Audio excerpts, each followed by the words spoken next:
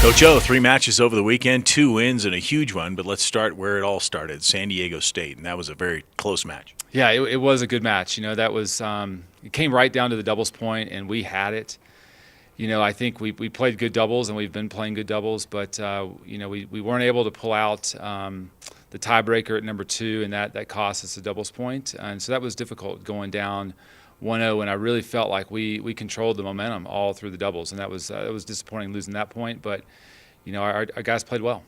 They certainly did. Unfortunately, lost that match to San Diego State, but then you turned around, lost again in doubles, but were able to win against Portland. Yeah, I do feel like we played good singles against San Diego State, and that carried over to the singles in Portland State. But losing the doubles to Portland State was not my favorite thing on the weekend. I was very upset about that, and had some one-way conversations with the team, and I think they responded really well. They came out, and it's a tough situation for them to be in, to play a doubleheader on a conference day.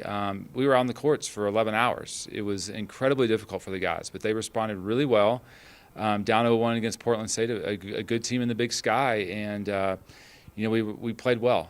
We got some wins at the bottom. We got wins at 3, 4, 5, and 6, and won another 4-3 match. So it came down to number 6 singles, 3-all match in a third set.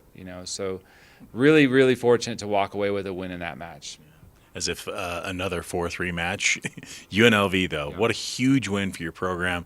What does it say about your guys to just battle through the weekend and then get a conference win on the last one? Yeah, it was awesome. I woke up this morning and was still like, did we really do that? And it was amazing, because we've been there in that situation a lot. And even the San Diego State match, we were right there, just not able to pull it out. But things were different against UNLV. Again, we have momentum and in the doubles, but we weren't able to win the doubles point. So I was just really, really impressed with how our guys battled back. And what we told them is we were counting on our guys at the top, because we were indoors. We only have 4 courts.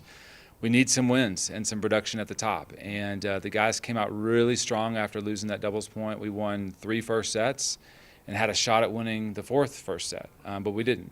But getting back on the board quickly was really important. Luke Sanderson, what I really look for is when we lose doubles points, for one of those 4 guys to step up and get us on the board and regain that point that we lost. And so that tied the score after Luke played, I think, the best match of his career.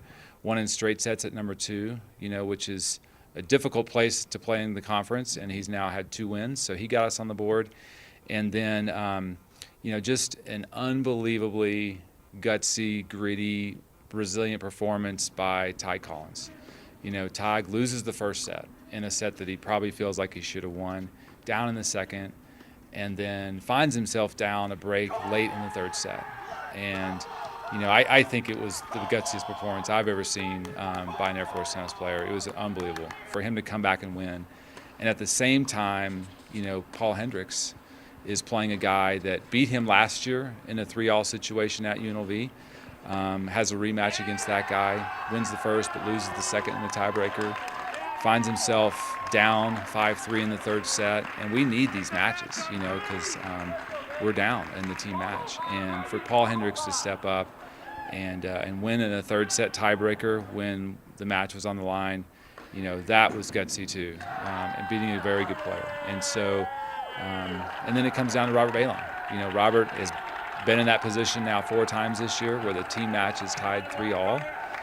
And what Robert did was he just kept his head down and stayed focused on his court, wasn't looking at what was going on around him, and won handily at number 6, 6-1, 6-2, and I love the way he finished it. He finished it with an ace, and it was just unbelievable for the guys. So now looking ahead, you got New Mexico coming in here, final match of the season, Senior Day. Tell us about what these 3 seniors have meant to you.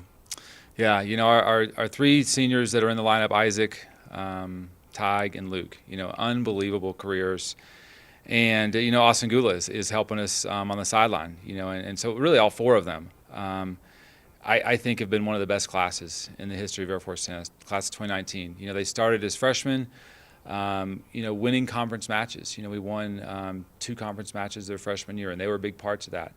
And now as a class, they've won 5 conference matches, and that's the most that any class has won ever in the Mountain West in 20 years. And so this class has done a lot to reshape this program and to put us back up in the trajectory that we want to go moving forward in the Mountain West. And it started 4 years ago with them, and so they've just been incredible. And it's going to be great for them to get to play I think the best team right now in the Mountain West, New Mexico, because they just clinched a share of the regular season title. And what a great opportunity for them to get to play on our home courts with a chance to kind of spoil their season a little bit. And I feel like we're playing well, and I know we can beat anybody in doubles.